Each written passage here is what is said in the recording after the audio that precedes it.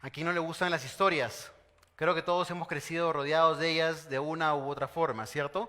Hemos visto historias en las películas, en la televisión, en una telenovela, quizás en algunos libros que hemos leído. Y en general, las historias nos transportan a un nuevo lugar, nos hablan de mundos enteros distintos, quizás universos lejanos, nos dan frases de amor inolvidables que todos recordamos en algún momento. Otras nos llevan al borde del suspenso, dan giros o vuelcos inesperados. Y en general, las historias tienen la capacidad de poder introducirse en la mente de los oyentes y poder llevarlas hacia donde el autor, quien las dice o las narra, lo desee. El Señor Jesús no era ajeno a esta realidad y es por eso que para poder transmitir muchos de sus mensajes o de sus enseñanzas, Él utilizó historias. Para ser exacto, los evangelios mencionan más de 50 historias que Él contó, pero que a diferencia de todas las demás que existen, son historias que han nacido del corazón de Dios y pertenecen a la inerrante palabra del Señor. Estoy haciendo referencia a las parábolas, como seguramente ustedes ya se imaginaban. Cuando pensamos en el término de parábolas, quizás pensamos en la parábola del buen samaritano o en la parábola del sembrador, ¿cierto? Pero ¿se han puesto a pensar qué son las parábolas? En palabras de un autor, las parábolas son historias terrenales con un significado celestial. Otro autor dijo que las parábolas son vasijas que contienen un concepto teológico.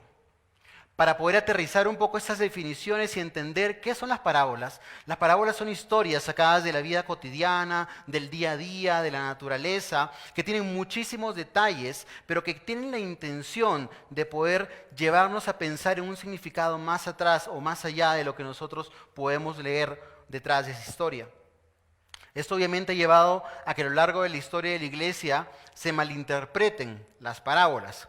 Por ejemplo, algunos intérpretes de las Escrituras tienden a alegorizar las parábolas, o el resto, muchas partes de las Escrituras, no solamente las parábolas. Alegorizar una parábola es básicamente buscarle un significado simbólico o espiritual que estaba oculto a la vista de todos en ese momento.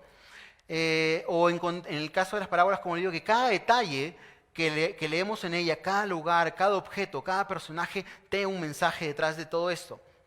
El problema con esto es que probablemente no estemos haciéndolo de la manera correcta, pues no tenemos la manera o la forma de saber si que el significado que le otorga ese intérprete es el correcto. Por lo tanto, no es un método de interpretación adecuado.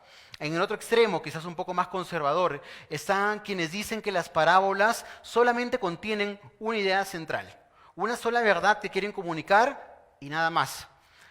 El punto con esto, o el peligro con esto también, es que probablemente nos estemos perdiendo ciertos detalles que podrían aportar a enfatizar esa idea central.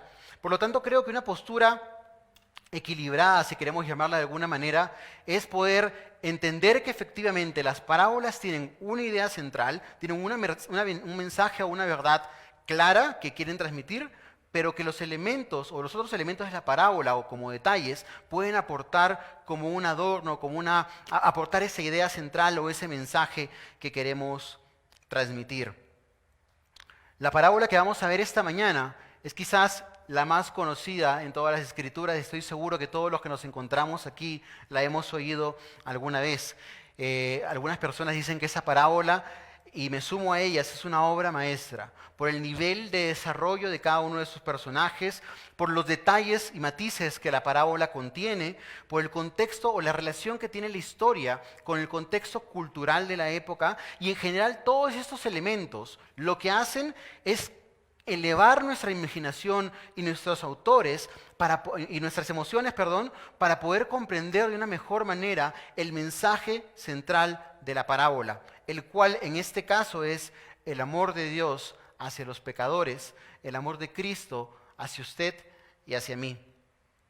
Estoy haciendo referencia a la parábola del hijo pródigo, aunque quizás un mejor nombre, si es que pudiéramos de alguna forma renombrarla, sería la parábola del padre pródigo. Esta palabra pródigo tiene dos significados distintos según la Real Academia. Por un lado, pródigo hace referencia a una persona que gasta sus bienes en cosas inútiles, sin control, sin dominio propio, tal como lo hizo uno de los hijos dentro de la parábola. Pero la palabra pródigo también se utiliza para señalar algo abundante. Por ejemplo, la naturaleza es pródiga, pero hace referencia también para describir a alguien extremadamente dadivoso o generoso, alguien propenso a otorgar regalos o gracia, tal como lo hace el Padre de nuestra historia. Así que habiendo dicho esto, vamos a empezar a estudiar el relato. Lo primero que quiero que tengamos en consideración es el contexto en el cual se encuentra esta parábola, ya que es de vital importancia y nos mostrará la razón o el propósito por qué Jesús contó esta historia.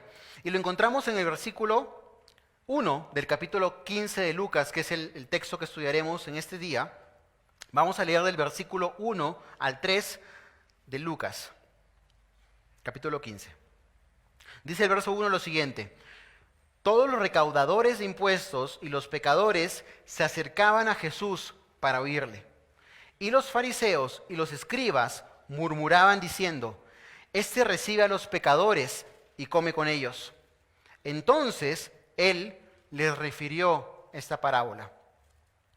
Quiero empezar haciendo algunas observaciones sobre el texto que podemos ver en este momento. Lo primero es el público. ¿Ante quién estaba el Señor parado cuando narró esta historia, cuando contó esta historia? El texto nos lo dice, ¿cierto? En el versículo 1 encontramos que estaban por un lado los recaudadores de impuestos o publicanos y pecadores, y en el versículo 2 nos habla de un segundo grupo, los fariseos y los escribas. Estos eran el público, los oyentes de esta historia, y que al final eran grupos totalmente opuestos, por así decirlo. Los recaudadores de impuestos o publicanos eran hombres vistos por la sociedad como traidores a su patria, a su religión, a su historia y a su pueblo, pues todo verdadero israelita que se encontraba en ese momento en Jerusalén estaba de acuerdo que la invasión que Roma tenía sobre su nación era una abominación delante de Dios.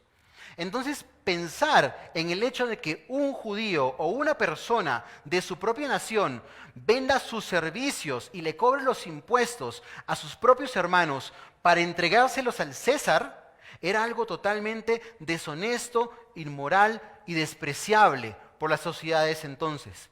Esa era la labor que los recaudadores de impuestos y los publicanos tenían en ese momento. Pero este primer grupo no solamente se compone por ellos, sino también se compone, como dice ahí, por los pecadores. No hay mayor descripción en esos versículos sobre a qué hace referencia con los pecadores o cuando Jesús habla de pecadores, pero si leemos los evangelios podemos entender que habla acerca de aquellos hombres o mujeres, ladrones, prostitutas o cualquier otro marginado de la sociedad. Eran hombres que cualquier persona que los conociera podía señalarlos y decir: ese hombre verdaderamente es un blasfemo, ese hombre es un pecador, un inmoral. Ese era el primer grupo que componía el público de Jesús: recaudadores de impuestos y pecadores. Pero en el otro extremo se encontraban también los fariseos y los escribas. Y estoy seguro que la mayoría de ustedes conoce acerca de ellos, por lo tanto no vamos a ahondar en el asunto. Pero esos fariseos o escribas eran hombres que pertenecían a la clase religiosa de la sociedad.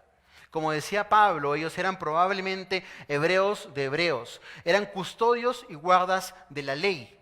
Eran hombres que se consideraban a sí mismos irreprensibles cuando otro hombre lo miraba o lo señalaba. Eran hombres legalistas que creían que la manera de ganarse el favor de Dios era a través de sus méritos y de su propia justicia propia. Es hacia ellos quienes Jesús tuvo las palabras más duras que podemos encontrar dentro de su ministerio. Esas se encuentran en Mateo 23, pero los adjetivos que el Señor utiliza para señalarles eran algunos como hipócritas, guías ciegos de ciegos, insensatos, serpientes, sepulcros blanqueados, y la lista continúa. Entonces esos eran los dos grupos que conformaban la parábola o la audiencia de la parábola en ese momento. Pero no solamente podemos observar esos dos grupos, sino que también podemos observar que cada uno de esos grupos tenía un propósito o un objetivo en ese lugar. Por ejemplo, ¿a qué me refiero? El versículo 1 dice que todos los recaudadores de impuestos y pecadores se acercaban a Jesús para oírle. El propósito por el cual ellos oían al Señor en ese momento era escucharlo. Era oír en silencio las palabras que Dios tenía que decirles en ese momento. Ellos sabían de su pecado y se veían necesitados de un mensaje de perdón y de esperanza. Pero el verso 2 dice que el otro grupo, y los fariseos y los escribas, murmuraban. ¿Se dan cuenta? La actitud o el propósito por el cual estaban reunidos los publicanos era totalmente opuesto al que tenían los pecadores y los publicanos. La intención de estos fariseos y escribas no era escuchar al maestro. Lo que ellos querían era oír sus palabras para juzgarlo, para criticarlo, para encontrarles algo con lo cual pudieran señalar el ministerio que el Señor había tenido. Pero lo curioso y la forma en la que Dios actúa es que aún a pesar de la mala intención de esos hombres y de las palabras que decían en contra de Jesús, ellos con su propia boca estaban expresando el ministerio que el Señor había venido a cumplir en esta tierra. Recibir a los pecadores, llamar a los pecadores al arrepentimiento. ¿Cuál era el murmuro que estos hombres tenían? ¿O qué era lo que decían? Lo encontramos en el verso 2 también. Este recibe y come con ellos. Yo me pregunto, ¿qué les importaba a estos fariseos, a estos escribas, con quién se sentaba Jesús o con quién comía? Y el problema con esto es que esa actitud que el Señor tenía era una ofensa ante sus propios ojos, porque ellos creían que de alguna forma, el comer representaba compañerismo, representaba intimidad, cercanía. Por lo tanto, ellos no entendían cómo alguien a quien la gente apuntaba como el Mesías, como el enviado de Dios, podía sentarse a tener comunión con pecadores. Era algo que les parecía irracional, ilógico, y afectaba directamente el sistema de creencias que todos los fariseos tenían en ese momento. Este es el contexto que podemos encontrar en la palabra de Dios cuando Jesús dice esta parábola. El verso 3 dice, entonces Él les refirió esa parábola. Esa conjunción, entonces, refleja que la razón por la cual Él dijo las siguientes palabras que continuaban correspondían a la acción o al momento que estaba viviendo en ese momento, a esa situación de enfrentamiento de dos públicos que había entre pecadores y fariseos. Es curioso también notar que cuando dice, Él les refirió esta parábola, una parábola en singular, ¿cierto? No dice las siguientes parábolas. Pero Lucas, capítulo 15, nos habla acerca de 3 parábolas distintas. La parábola de la oveja perdida, la parábola de la moneda perdida y la parábola del hijo pródigo. Entiendo que todas bastante conocidas por cada uno de nosotros. La primera, la parábola de la oveja perdida, se encuentra entre el versículo 4 y el 7 de Lucas 15, y pues nos habla que un hombre tenía 100 ovejas, perdió una oveja, él dejó las 99, se fue a buscar la que había perdido, y cuando la encontró, halló gozo, estuvo alegre ese hombre. La segunda parábola la encontramos entre el versículo 8 al 10, y habla de una mujer que tenía 10 monedas, 10 dracmas, que era la moneda de ese entonces. Esa mujer perdió una moneda, dejó de hacer todo lo que estaba haciendo, barrió la casa y la puso de cabeza hasta encontrar esa moneda que se le había perdido. Y cuando la encontró, llamó a sus amigos y a sus amigas e hizo una alegría y una fiesta porque había encontrado esa moneda perdida. La tercera parábola, la de esta mañana, la del hijo pródigo, tiene un mensaje bastante similar. Habla acerca de la historia de un hombre que tenía 2 hijos. Perdió a uno de ellos, pero cuando la halló, hizo una gran fiesta en su honor. El tema central entonces de Lucas 15, que se repite en las 3 parábolas, es la alegría natural que nosotros sentimos cuando encontramos algo que se nos había perdido. Y cómo esto es un reflejo de lo que el Señor mismo siente cuando recibe a un pecador que se arrepiente. ¿Alguna vez hemos ido al teatro? O al menos sabemos cómo funciona. El teatro son historias actuadas frente al público, ¿cierto? Pero a diferencia del cine, donde proyectan la película y esta va desde el inicio hasta el final, el teatro se divide en partes normalmente. Cada una de estas partes se llaman actos. Y es la forma en cómo Jesús narra esta historia. La parábola del hijo pródigo o la del padre pródigo tiene 3 actos distintos. Cada uno de ellos enfatiza a un personaje de manera clara.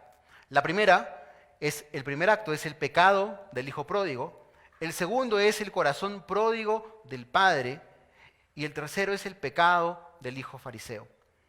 Así que vamos a empezar con el primer acto y quisiera que me acompañaran para leer juntos desde el versículo 11 hasta el versículo 20. Lucas 15, del 11 al 20. Y Jesús dijo: cierto hombre tenía 2 hijos, y el menor de ellos le dijo al padre: Padre, dame la parte de la hacienda que me corresponde. Y él le repartió sus bienes. No muchos días después, el hijo menor, juntando todo, partió a un país lejano y allá malgastó su hacienda viviendo perdidamente. Cuando la había gastado todo, vino una gran hambre en aquel país y comenzó a pasar necesidad. Entonces fue y se acercó a uno de los ciudadanos de aquel país, y él lo mandó a sus campos a apacentar a los cerdos. Y él deseaba llenarse el estómago de las algarrobas que comían los cerdos, pero nadie le daba nada. Entonces, volviendo en sí, dijo: ¿cuántos de los trabajadores de mi padre tienen pan de sobra, pero yo aquí perezco de hambre? Me levantaré e iré a mi padre y le diré: Padre, he pecado contra el cielo y contra ti. Ya no soy digno de ser llamado un hijo tuyo. Hazme como uno de tus trabajadores. Y levantándose, fue a su padre. Esta obra inicia con la presentación de los personajes en el verso 11. Cierto hombre tenía 2 hijos, 3 personajes claramente identificados desde ese momento. ¿Qué podemos decir acerca de esta situación familiar o de esta familia en general? Lo primero es que eran una familia adinerada, ¿cierto? Porque el texto, como lo vamos a ir leyendo más adelante, habla de un hombre que tenía propiedades, tenía una hacienda, tenía una finca. Pero no solamente tenía una finca, sino que este hombre tenía también siervos o trabajadores a los cuales les daba un salario diario, semanal, mensual para que trabajaran para él. Y además de eso, este hombre tenía ganado, del cual podía tomar un becerro engordado para alguna ocasión especial. Entonces esta familia era una familia acomodada, una familia adinerada. Estos 2 hermanos habían crecido en un contexto donde podían de alguna manera disfrutar de las bendiciones naturales, pero también disfrutar del cuidado amoroso que su padre les daba en ese momento. Pero la alegría, por así decirlo, o esa familia feliz, termina en el versículo 12, pues hay una actitud que el hijo menor tiene, y dice inmediatamente que el hijo menor de ellos le dijo al padre: Padre, dame la parte de la hacienda que me corresponde. Este hijo salió al frente de su padre y le exigió lo que le correspondía, por así decirlo. Y esto nos muestra la actitud que tenía este hombre o este hijo menor delante de su padre. Él le dio un mensaje contundente: no quiero seguir viviendo en tu casa, quiero que me des lo que a mí me toca, sin importarle lo que el padre sintiera en ese momento. ¿Ustedes creen que es correcto esto? ¿Qué pasaría si un hijo... ¿A quién pertenece la herencia para empezar? ¿O de quién son las propiedades? ¿Del hijo mientras el padre está en vida? ¿Del hijo o del padre? Son del padre. Las cosas y el trabajo que compró le pertenecen al padre, pero este hijo tenía la pésima actitud de ir delante de él y decirle: dame lo que me corresponde. El pedir una herencia por adelantado, yo en esa época no creo que haya sido muy distinta de lo que sería si fuéramos ahora. Si yo voy a mi papá y le digo: Padre, dame la herencia que me corresponde, mi mamá dirá como que, pero yo todavía estoy vivo, ¿me entiendes? Como que dame lo que me corresponde. Espérate al menos que termine esto, ¿no? Pero de alguna forma, este hombre le estaba exigiendo a su padre que le diera lo que a él supuestamente le correspondería en algún momento. Él no le pedía una porción de tierra. Él estaba diciendo prácticamente al padre: vende tu hacienda que tanto te ha costado ganar y dame el efectivo, el cash, lo que me conviene a mí en ese momento, para yo hacer de mi vida lo que quiera. Este hombre quería vivir una vida lejos de lo que su padre le daba en ese lugar. Y esto muestra, como les decía, el corazón del hijo egoísta, con un sentido de independencia demasiado alto. Él no quería seguir bajo la sombra de su padre, así que no esperó ni un segundo más para que en el momento en el que recibió su herencia o lo que le correspondía, dice el verso 13, no muchos días después, el hijo menor, juntándolo todo, ¿qué hizo? Partió. Partió a un país lejano para vivir su propia vida lejos de su padre. Este hombre se fue con la ilusión de vivir una vida según lo que él se merecía, de acuerdo a sus propios parámetros, sin la autoridad de un padre que le restringía, de alguna forma le enseñaba cómo vivir. Algunos de ustedes o de nosotros nos podemos sentir ofendidos al leer acerca de la actitud de este hijo menor. Sin embargo, hermanos, las Escrituras nos enseñan que todos nosotros, si es que no tenemos, hemos tenido la misma actitud que este hijo menor. Hemos amado nuestro pecado y antes de venir a Cristo, quizás aún ahora, estamos prefiriendo vivir una vida fuera de la autoridad del Padre, fuera de la autoridad de Dios. Estamos buscando vivir vidas en rebeldía y de manera independiente, ajena al Señor.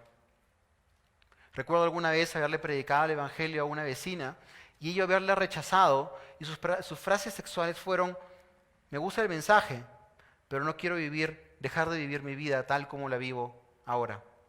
El amor por su pecado era mucho más grande que el amor mostrado a través del Evangelio en ese momento. Entonces ese texto nos muestra los anhelos y los deseos que un pecador tiene: egoísmo, rebeldía e independencia de parte de Dios y una vida de amor hacia nuestro propio pecado. Y este pensamiento, hermanos, es algo que ha acompañado a la humanidad a lo largo de su historia. El apóstol Pablo, en 1 Corintios 15:32, citando a los filósofos griegos de aquella época, dijo: comamos y bebamos porque mañana moriremos. Y ese es un mensaje que encontramos hoy día en la sociedad, ¿cierto? Frases como el infierno no existe, el infierno es ahora. Hay que vivir la hora de vida lo mejor que podamos el día de hoy porque más allá pues no hay nada, ¿cierto? Esto simplemente, hermanos, o frases o expresiones como esta muestran la condición caída de los hombres, una conciencia cauterizada por el pecado, dañada por el pecado, una falta de perspectiva bíblica acerca de lo que la palabra de Dios enseña sobre el pecado, ya que el apóstol Juan nos decía que el mundo pasa y sus deseos, pero el que hace la voluntad de Dios permanece para siempre. Así es. Entonces el hermano menor o el hijo menor exigió su parte de la herencia y se fue a vivir a un país lejano en búsqueda del sueño americano, en búsqueda de la felicidad. Y esto, hermanos, debió ofender definitivamente a los fariseos que oían la historia en ese momento. ¿Por qué digo esto? Porque los judíos eran nacionalistas. Esos hombres amaban su patria, amaban sus leyes, su religión, sus tradiciones, y para ellos era inconcebible que un judío de su propia nación optara voluntariamente irse a vivir a una tierra gentil y contaminada. Pero es exactamente lo que el hijo menor hizo en ese momento. Y como si fuera poco, dice en el verso 13 que una vez que partió al país lejano, él malgastó allí su hacienda viviendo perdidamente. Y esta palabra perdidamente aparece solamente en esta porción del Nuevo Testamento. Y hace referencia a alguien que no ahorró nada, despilfarró todo el dinero y vivió de manera pródiga. ¿Recuerdan el significado de pródigo? El primer significado de pródigo que hablamos hace un momento. Aquel que vive sin control, sin dominio propio y gasta todo lo que tiene. Incluso, más adelante, el hermano mayor de este hermano insinúa o señala o acusa de que su hermano menor gastó su fortuna en mujeres. Este hijo, por lo tanto, vivió en libertinaje, inmoralidad, desorden, llevó una vida pródiga, pero según él, esto era vivir la vida perfecta. Recordemos una vez más a la audiencia original de esa parábola. Lo que Jesús estaba haciendo era describir la vida de este hijo menor con la intención de que el grupo de los pecadores y de los recaudadores de impuestos se vieran identificados en la vida de este hijo menor. Así como todos lo señalaban y criticaban al hijo menor por la actitud que habían tenido este hijo al traicionar a su padre, ellos podían verse identificados ya que la sociedad entera señalaba el pecado de estos hombres.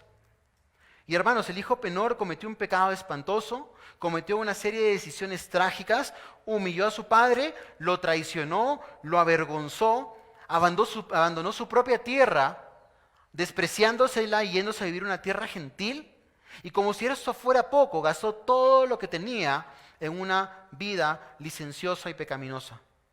Lo que el Señor Jesús tenía en mente al crear ese personaje del hijo menor en esta parábola era mostrar el peor de los pecadores y que los pecadores y publicanos se pudieran identificar con la vida de él.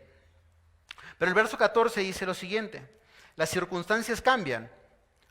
Cuando lo había gastado todo, vino un gran hambre en aquel país y comenzó a pasar necesidad. Luego de haber buscado este hombre de saciar su vida con placeres vanos, él empezó a pasar necesidad, tuvo un problema. Y el problema que enfrentó el hijo pródigo en ese momento es el problema que tú y yo hemos enfrentado quizás en algún momento de nuestra vida. Nos fuimos tras nuestros pecados, tras el engaño de los mismos, tras una falsa ilusión y una falsa esperanza que el pecado te ofrece y te muestra, para solamente después de haber caído, recibir una factura con un monto mucho mayor a lo que nosotros esperábamos. Y así es el pecado, mi hermano. Nunca sabremos la profundidad ni las consecuencias que éste puede traerte, pero con toda seguridad van a ser más altas de las que tú esperas. Así que el hijo menor se dio cuenta que el problema que tenía no era estar en la casa de su padre con la autoridad de él, sino que el problema que tenía el hijo menor era su propio pecado, era su propia naturaleza. Pero gracias al Señor por esas situaciones como la que pasó el hijo menor de hambre, o esas situaciones que Él soberanamente en nuestras vidas permite pasar, que nos lleva a reflexionar y a entender la gravedad de nuestro pecado. Este hijo había caído hacia lo más profundo. Dice entre el versículo 15 y el 16 que él rogaba que le dieran un trabajo y le dieron un trabajo con los cerdos y anhelaba comer la comida de los cerdos. Esta intención, la intención de Jesús en ese momento era mostrar el nivel de degradación que este hombre había caído. Y esto definitivamente ofendía a los fariseos porque, como ustedes saben, los cerdos eran animales impuros de acuerdo a la ley. Pero este hombre mostraba la caída que había tenido, mostraba que había desperdiciado absolutamente toda la herencia que había recibido y había caído hasta el nivel más profundo. No le quedaba absolutamente nada. Nada. Era aquel hombre que cuando tú lo veías a tu costado cruzabas la acera del frente porque no querías ni siquiera tener contacto visual con él. Esa era la situación del hijo menor en ese momento. Pero el versículo 17 da un cambio demasiado importante en la vida de este hijo. Y dice lo siguiente: entonces, otra de esas conjunciones que vale la pena que nosotros recalquemos y hagamos una pausa cuando leemos las Escrituras. Entonces, volviendo en sí, dijo. Algo sucedió en la mente de ese hijo cuando estaba en lo más profundo de su situación. Una idea o una esperanza le vino a la mente. Tengo una opción, algo que me puede sacar de la situación terrible en la que me encuentro. Volviendo en sí. Esa frase es una frase que los judíos, la cultura judía, utiliza para hacer una representación acerca de lo que significa el arrepentimiento. Las Escrituras nos enseñan que vivir una vida en pecado es insensatez. ¿Sabes lo que es insensatez? Insensatez es vivir una vida sin sensatez, valga la redundancia. Una vida loca. ¿Recuerdan cuando Saúl pecó y Samuel salió a enfrentarlo con la palabra de Dios? Lo primero que le dijo es: locamente has hecho. Estás actuando en pecado de una manera loca. Y cuando la Escritura nos refiere a eso, nos hace entender que llevar una vida de pecado es una vida insensata. Y que solamente el arrepentimiento nos ayuda a volvernos en sí y a poder tener un enfoque correcto sobre todas las cosas. Un enfoque que considere el diseño de Dios para nuestras vidas como nuestro Creador. El Catecismo Menor de Westminster define el arrepentimiento como lo siguiente. Presten atención. El arrepentimiento para vida es una gracia salvadora por la cual un pecador, con un verdadero sentimiento de su pecado y comprendiendo la misericordia de Dios en Cristo, con dolor y aborrecimiento de su pecado, se aparta del mismo para ir a Dios con el pleno propósito y esfuerzo de una nueva obediencia. En otras palabras, el arrepentimiento es un regalo que el Señor nos concede, una gracia suya, que nos permite ver nuestra condición pecaminosa, nos permite ver la maldad de nuestro corazón y rechazarla. Y gracias a la obra de Cristo, mirarlo a Él y venir a Él con la intención no de amar nuestro pecado, no de revolcarnos en Él, sino ahora de vivir una vida de obediencia y santidad para gloria suya. Y esta es la actitud que el hijo menor tuvo en ese momento. Él deseó dejar de vivir la vida que estaba llevando para volver a casa con su padre. Y podemos notar en los siguientes dos versos que el arrepentimiento tiene dos elementos que son cruciales o necesarios para identificar que sea verdadero.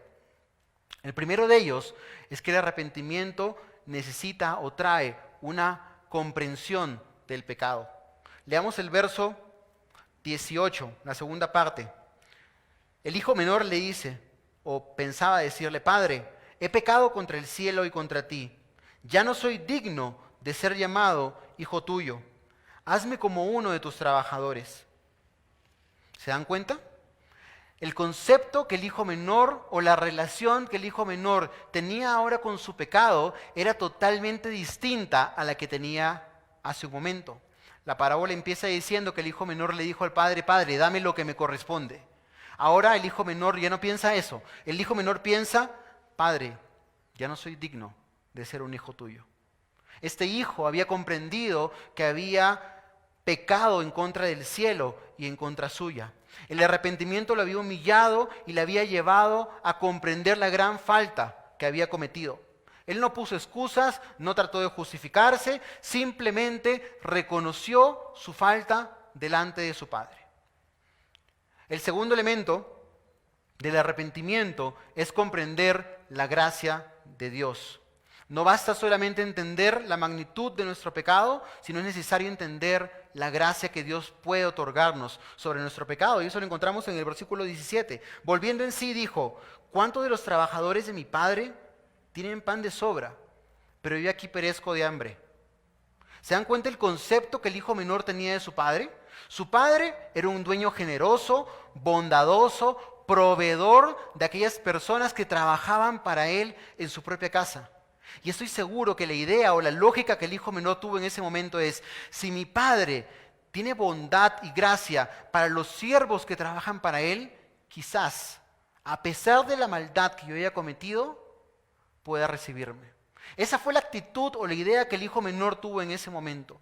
Si él tiene gracia y cuida a uno de sus jornaleros, quizás pueda tener gracia conmigo. Uno puede reconocer su pecado, pero si no reconoce la gracia de Dios, perecerá. Así que quiero hacerles algunas preguntas. ¿Ha experimentado usted esa clase de arrepentimiento? ¿Ha sido consciente del pecado que ha cometido delante de Dios y delante de otros hombres? ¿Está quizás ya cansado de vivir pródigamente y se ha dado cuenta de que la vida que lleva solamente lo mantiene alejado del Padre?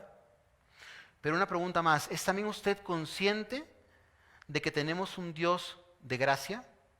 Que tal como decía el salmista en el Salmo 130, si tú, Jehová, miraras los pecados, ¿quién podría permanecer de pie delante tuyo? Pero en ti, dice el salmista, hay perdón para que seas reverenciado y temido. Mi intención, hermanos, con esas preguntas es que se examinen, pero no quede simplemente en una mera reflexión, sino que esto lo lleve a la acción. Tal como lo cometió o lo hizo el hijo menor en el versículo 20, que empieza diciendo: y levantándose fue a su padre. El verdadero arrepentimiento trae frutos, trae acción, y esa es una prueba de que es verdadero. Este hijo fue tal como estaba. No se bañó, no se limpió, no se quitó el olor a cerdo que probablemente tenía. No esperó ser mejor hombre o mujer para acercarse a su padre. Fue tal como él se encontraba en ese momento. Yo creo que es el momento perfecto en el que se baja el telón de ese primer acto para dar paso al segundo. Ese segundo acto, o como cuando comencé el sermón, les comenté que quizás un mejor nombre para esta parábola sería la parábola del padre pródigo, ya que, como veremos, es el padre finalmente quien es el héroe de esta parábola, es el héroe de esta historia. Y en esta ocasión la definición que utilizaré para la palabra pródigo no es la primera, sino es la de aquel que es dadivoso y otorga gracia a otro. Aun cuando el arrepentimiento del hijo menor es importante y por eso le hemos dedicado estos minutos, lo principal es la actitud amorosa y misericordiosa que el Padre tiene, ya que esta actitud es un reflejo del amor que Dios tiene hacia los pecadores. Vamos a leer juntos desde el versículo 20 hasta el versículo 24. En el verso 20 dice, y levantándose fue a su padre. Y cuando todavía estaba lejos, su padre lo vio y sintió compasión por él, y corrió, se echó sobre su cuello y lo besó. Y el hijo le dijo, Padre, he pecado contra el cielo y ante ti. Ya no soy digno de ser llamado hijo tuyo. Pero el padre dijo a sus siervos, pronto, traed la mejor ropa y vestidlo, y poned un anillo en su mano y sandalias en los pies, y traed el becerro engordado, matadlo y comamos y regocijémonos, porque este hijo mío estaba muerto y ha vuelto a la vida, estaba perdido y ha sido hallado, y comenzaron a regocijarse.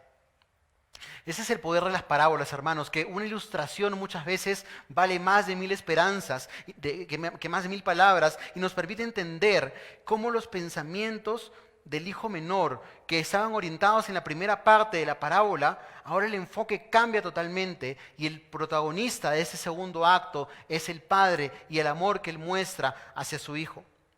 El padre, como les dije hace un momento, representa al Señor por lo que las acciones que este padre hace a lo largo de la parábola buscan reflejar el carácter de Dios hacia los pecadores. Pero en esta parte o en este acto también se refleja el propósito por qué Jesús contó la parábola. ¿Recuerdan? Él estaba ante los fariseos, ante los pecadores, y es en ese contexto cuando los fariseos le dicen, este hombre come con los pecadores y si los recibe, es en ese momento cuando él empieza a contar esta historia. Y la razón por la cual Jesús comía con los pecadores y con los publicanos era que el Padre también lo hace de alguna manera.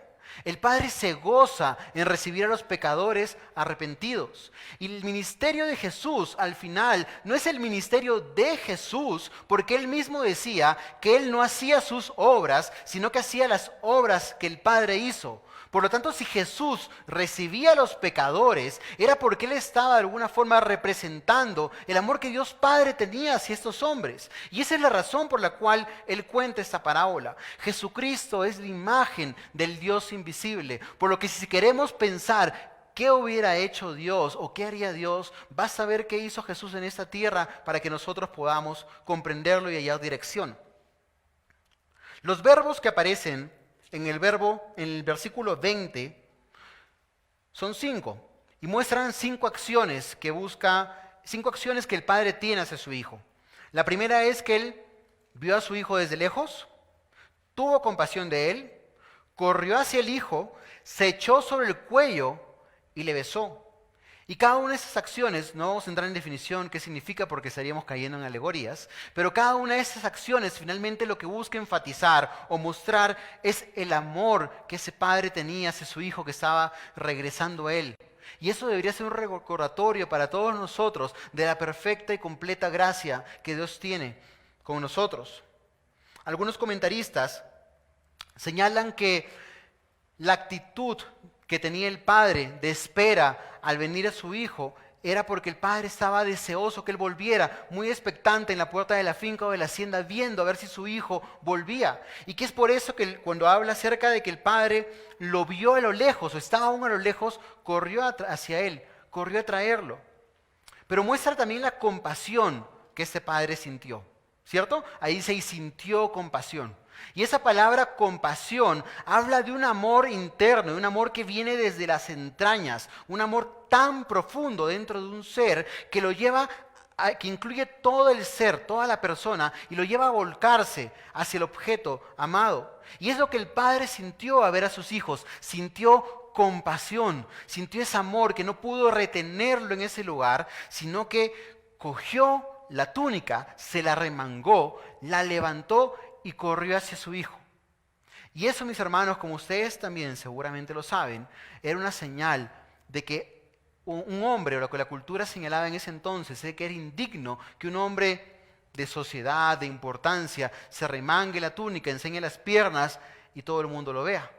Pero al padre, hermanos, no le importó. No le importó lo que sus jornaleros pensaran de él cuando lo vieron hacer eso. No le importó lo que la sociedad pensara de él cuando lo vieron hacer eso.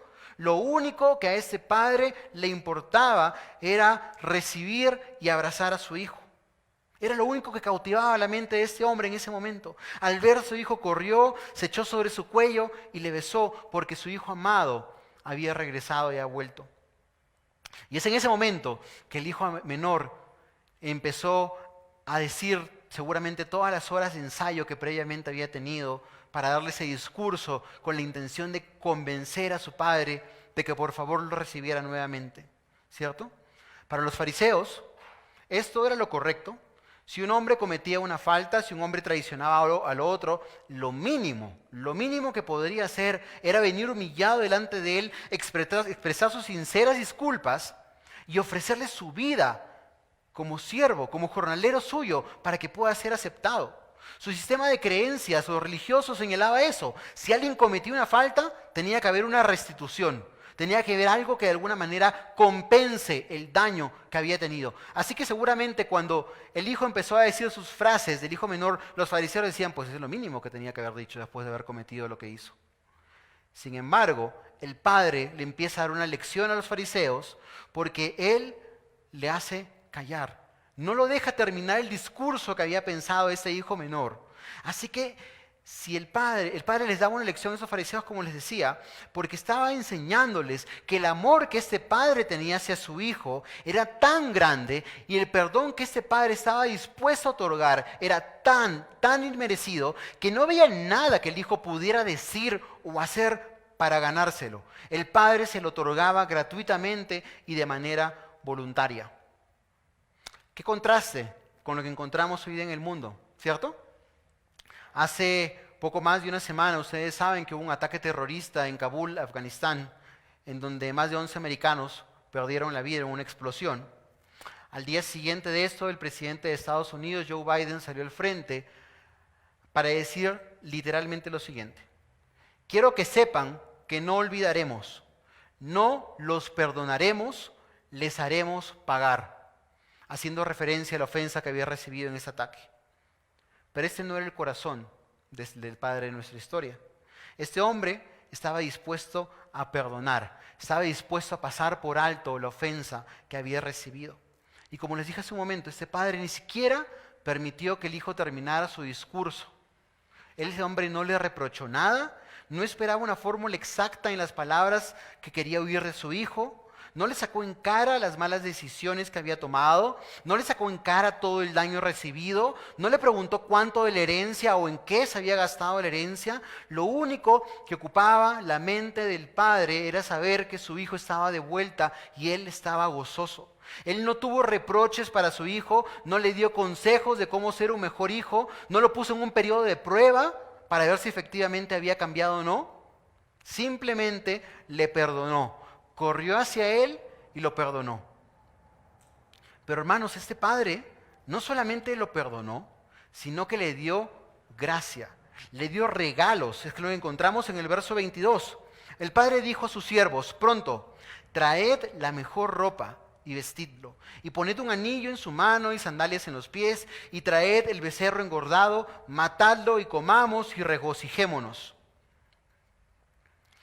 Este hombre vistió a su hijo no con la ropa de un jornalero, sino con la mejor ropa. Este hombre no escondió a su hijo o lo metió en lo profundo de una mazmorra, sino que le dio un anillo. Y en esa época los anillos significaban una señal de autoridad. Le puso un anillo de la familia con la cual él podía sellar documentos a nombre de su padre. No solamente lo dejó descalzo, sino que le puso sandalias. Y las sandalias eran una herramienta, algo utilizado solamente por las personas importantes. La mayoría de las personas estaban descalzas en ese momento. Y además de eso, mandó a matar el becerro engordado. Aquel animal que había recibido una alimentación especial probablemente durante muchos años, solo utilizado para una ocasión especial. El padre, o todo esto apunta a que el padre no tenía en mente de que su hijo pródigo sea un jornalero, sino que él deseaba que su hijo siga siendo su hijo, el heredero de sus propiedades y aquel que aún llevaría su apellido. A pesar de la maldad, la traición y el pecado que este joven había cometido, el perdón del padre estaba sobre todo esto. Y nada iba a opacar la oportunidad de que el padre se regocije de que su hijo había vuelto a la vida o había regresado. ¿Qué muestra el amor de este padre? ¿Cuánto amor mostró a su hijo?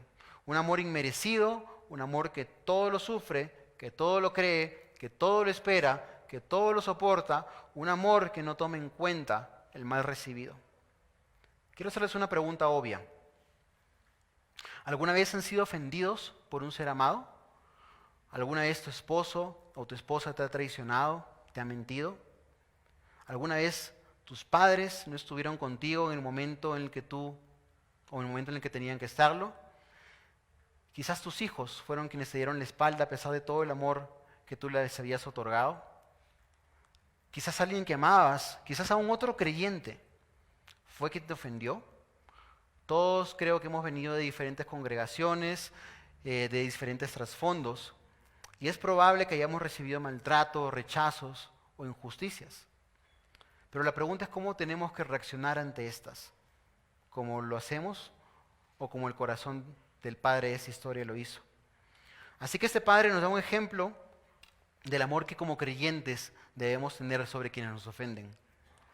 Como lo dije hace un momento, un amor que no toma en cuenta el mal recibido, un amor que perdona, olvida y abraza al ofensor.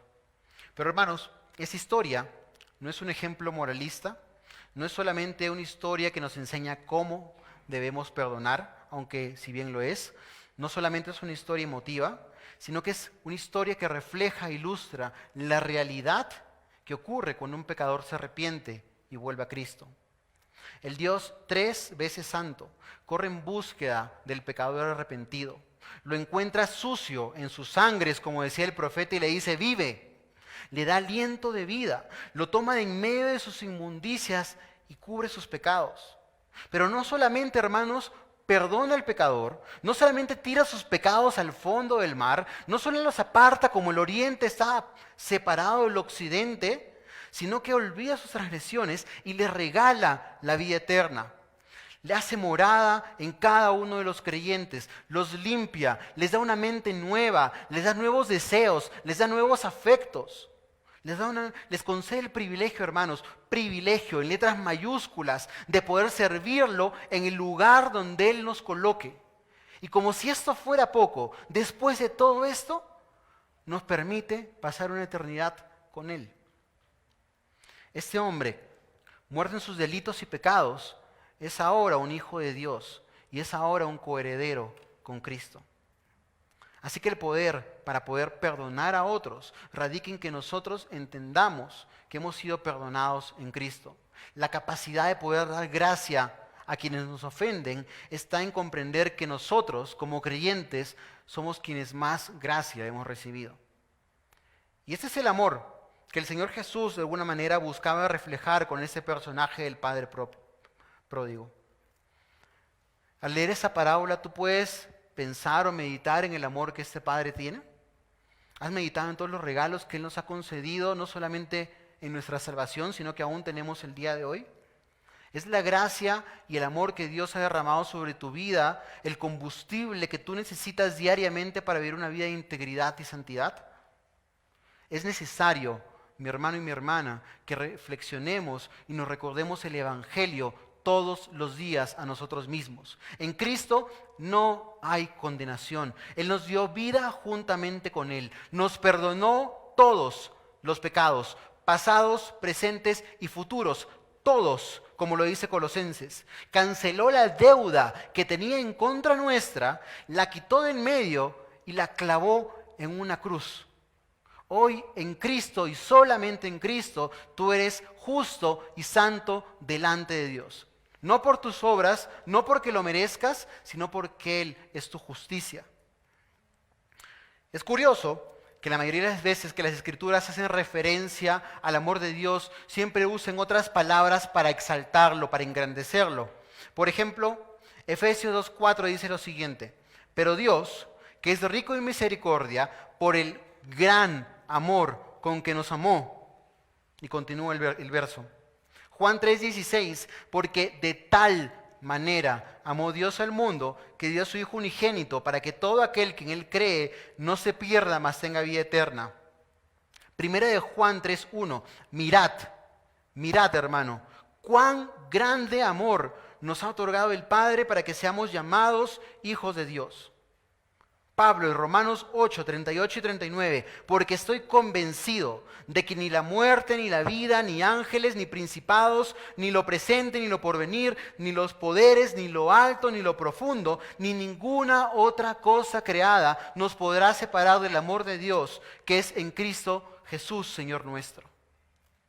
El amor de Dios es más fuerte, más grande que cualquier otra cosa que existe en este universo. Y nada nos va a poder separar de Él. Así que haríamos bien a nuestra alma recordarnos esta realidad todos los días.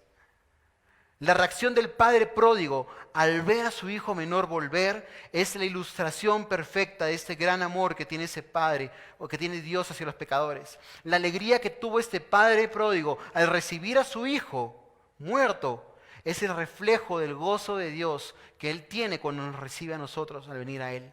Así que la próxima vez que pienses que Dios no te ama, la próxima vez que tu pecado se quiere enseñorear sobre ti y condenarte, recuerda que en Cristo hay gracia para el mayor de los pecadores. Ese es el amor del Padre.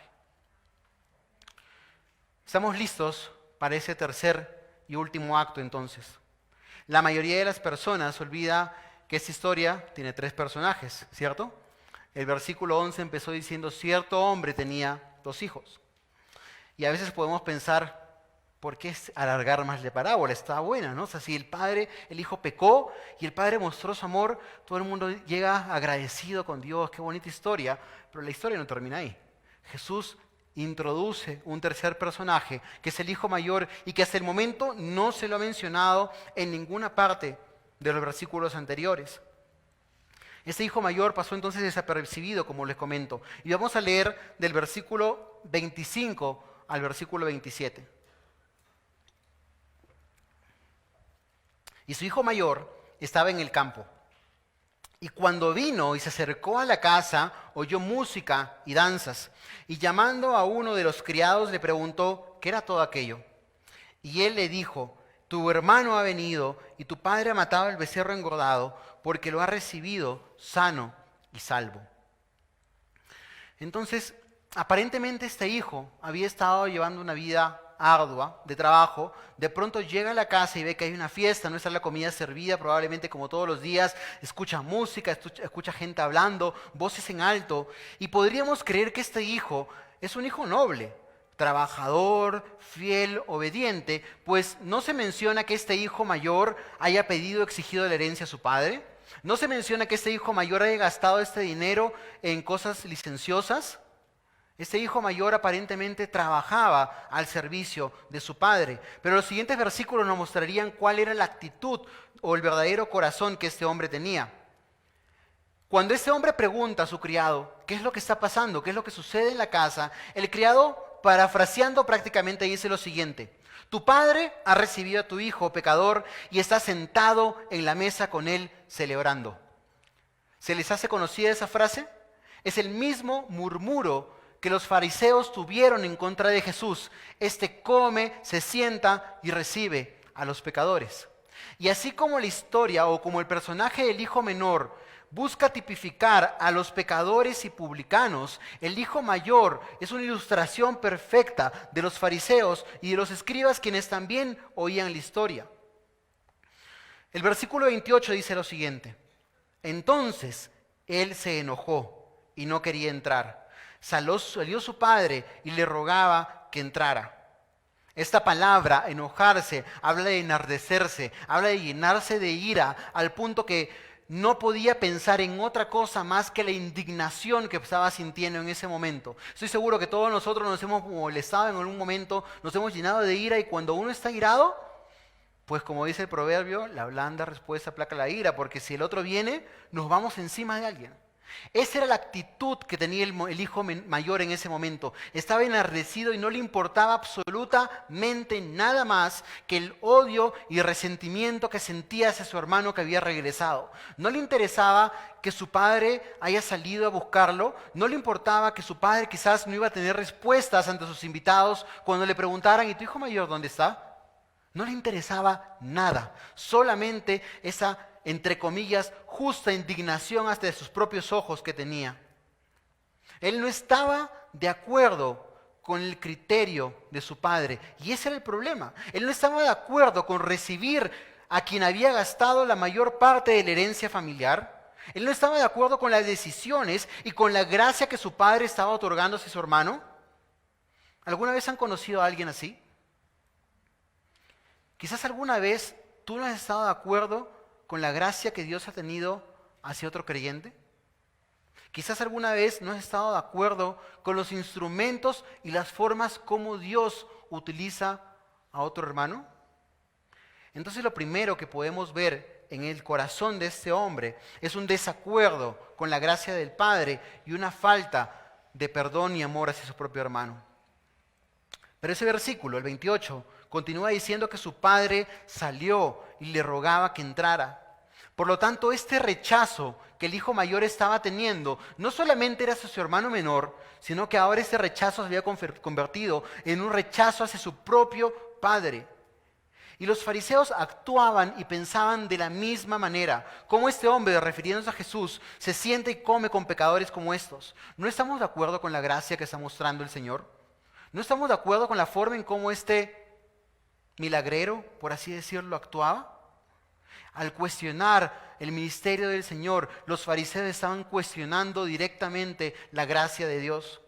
Pero el amor del Padre hacia sus dos hijos era de manera incondicional e indistinta. El Padre deseaba que tanto el hijo pródigo como el hermano mayor se unieran a la celebración y estuvieran con él. Al ver al hijo menor, corrió hacia él para encontrarse, pero al saber que su hijo mayor estaba fuera de la fiesta, perdiéndose la celebración, el padre dejó a sus invitados y fue a buscarlo también. Sin embargo, en los dos siguientes versículos, en el 29 y en el 30, el hijo mayor hace su descargo en contra de su padre. Leámoslo. Pero él respondiendo le dijo al padre: mira, por tantos años te he servido y nunca he desobedecido ninguna orden tuya. Nunca he desobedecido ninguna orden tuya. Y sin embargo, nunca me has dado un cabrito para regocijarme con mis amigos. Pero cuando este hijo tuyo vino, que ha consumado tus bienes con rameras, mataste para él el becerro engordado. Es una ilustración muy dolorosa, ¿cierto? Pero es el corazón de cómo es este tipo de hombre. Es un corazón orgulloso. El hijo, en lugar de alegrarse por el regreso de su hermano, lo que mostró es una actitud de orgullo y una opinión de que el padre estaba en deuda con él. Quizás este hombre nunca antes había mostrado la razón por la cual trabajaba para su padre, pero queda claro en estas palabras que acabamos de leer que la razón por la cual él servía a su padre o trabajaba para él no era por amor a su padre, era por amor propio, era buscando un beneficio personal a cambio. Él no está de acuerdo con que él, habiendo vivido una vida mucho mejor ante los ojos de los hombres que su hermano, su padre muestre gracia hacia él y a él no le haya dado lo que le corresponde. Entonces se dan cuenta que la actitud del hijo mayor es la misma actitud que la del hijo menor cuando empezó la parábola. Ellos tenían un sentido de orgullo que lo que buscaban al final hacer era demostrar que ellos merecían que el padre les diera lo que le correspondía a sus propios ojos. El hermano mayor entonces es el retrato de los fariseos. Aquellos hombres que confían en su capacidad, su moralidad, su santidad para la salvación de sus almas. Aquellos creen que por su ser son lo suficientemente buenos para ganarse el cielo. Y el mundo, hermanos, hoy día está lleno de esta clase de hombres. Y estoy seguro que tú conoces personas así, o quizás si aún tú no eres creyente y no has oído el evangelio, quizás tú seas alguno de esos hombres. Hombres que se consideran que no pueden ver su propio pecado, no pueden ver su propia maldad. Hombres que de alguna forma se creen sabios a su propia opinión. Hombres que se consideran mejores que los demás por tener una moral o una ética más elevada que el resto. Hombres y mujeres que ante sus propios ojos merecen que el Señor los bendiga. Esa frase que leemos en el versículo 29, nunca he desobedecido una orden tuya, mostraba la propia ceguera de este hermano mayor. No era capaz de reconocerse pecador, se creía mejor que su hermano. Si este hijo mayor hubiera sido un fariseo, estoy seguro que hubiera dicho las mismas palabras que ellos dijeron más adelante en Lucas 18. Señor, gracias porque no soy como los otros hombres, no soy como este publicano. Estos hombres, aun cuando no lucían exteriormente igual al resto de los pecadores, igual tenían una enorme necesidad de perdón. Sus pecados no eran visibles, pero estaban llenos de orgullo, arrogancia y vanagloria. Entonces, queda claro que el hermano mayor no era un hijo fiel, sino que el hermano mayor era un hombre egocéntrico. Todo su amor hacia su padre, como les dije, no era más que una máscara que escondía un amor propio. Todo el trabajo que hacía era siempre buscando obtener un beneficio personal. Yo creo, hermanos, que hay una aplicación que podemos sacar a la vida de este hermano mayor, aún como creyentes. Y es que aún quizás dentro de la iglesia podemos tener una actitud como la que este hombre tiene. Aquellos que consideran que por el servicio a la iglesia, la fidelidad al servicio que tienen, aquellos que consideran quizás que por la familia en orden que el Señor les ha concedido, por la cantidad de conocimientos o de teología que tenemos, por la cantidad de libros o de cultura que hemos leído o tomado, creemos que podemos por eso ser aceptados delante de Dios.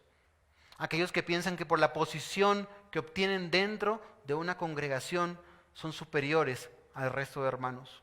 Aquellos que por seguir más al pie de la letra las tradiciones o quizás las frases de los padres de la Reforma están por encima del resto. Este grupo, al igual que el hijo mayor, se caracteriza por una falta de amor al prójimo y por una sincera falta de amor al Señor. Tienen una falta de comprensión del Evangelio, porque no son conscientes de que si hoy día nosotros estamos en Cristo, es por Él. Por la gracia que Él nos ha otorgado, es por la misericordia que Él nos ha otorgado. Y por lo tanto nosotros somos deudores. No tenemos absolutamente nada que presumir. Lo cantamos hace un momento. De dones no me jactaré por fuerte ni por sabio. ¿Qué cosa que tiene usted no se la ha dado el Señor? Jesús pudo terminar la parábola en la alegría del padre al perdonar al hijo pródigo, pero él amorosamente decidió introducir este tercer personaje para confrontarnos. Y como extensión busca también confrontarnos a nosotros directamente para que los que oyen ese mensaje vuelvan a él. Los dos últimos versículos son un eco del propósito de la parábola. Dicen lo siguiente: y él le dijo, hijo mío, tú siempre has estado conmigo y todo lo mío es tuyo. Pero era necesario hacer fiesta y regocijarnos porque ese tu hermano estaba muerto y ha vuelto a la vida, estaba perdido y ha sido hallado. El Señor se deleita en la salvación de los pecadores. Y es de eso que se trata esa historia. Es la historia de un hijo pecador que se arrepiente y vuelve a su padre. Es la historia de un padre que se goza en recibir a su hijo arrepentido. Es la historia de un Dios que se alegra de recibir a grandes pecadores como tú y como yo. Pero aquellos que se consideran perdidos nunca van a poder ser hallados. Aquellos que no se consideran muertos delante de Dios nunca van a poder recibir vida eterna. ¿Qué pasó con el hermano mayor en la historia? Entró a la fiesta, se molestó y se fue. ¿Qué fue lo que hizo? El texto no nos dice, ¿cierto? La historia termina simplemente ahí y cualquier cosa que podamos decir caería en el ámbito de la especulación. Pero sí hay una respuesta que ustedes le pueden dar sí hay una pregunta que nosotros podemos responder esta mañana. ¿Con cuál de los dos hijos usted se identifica más? Si es con el hijo menor, un pecador inmoral, te quiero preguntar, ¿hasta dónde te ha llevado tu pecado? ¿Hasta dónde te han llevado tus malas decisiones? ¿Estás ya anhelando comer la comida de los cerdos? Y si aún no anhelas, ten por seguro que lo vas a hacer porque el pecado te va a destruir. Esta parábola es una invitación a que si tú eres como el hijo menor, te vuelvas en sí y regreses al Señor. Spurgeon dijo una frase que dice lo siguiente: mi Dios está más dispuesto a perdonar que usted a pecar, más dispuesto a indultar que usted a delinquir.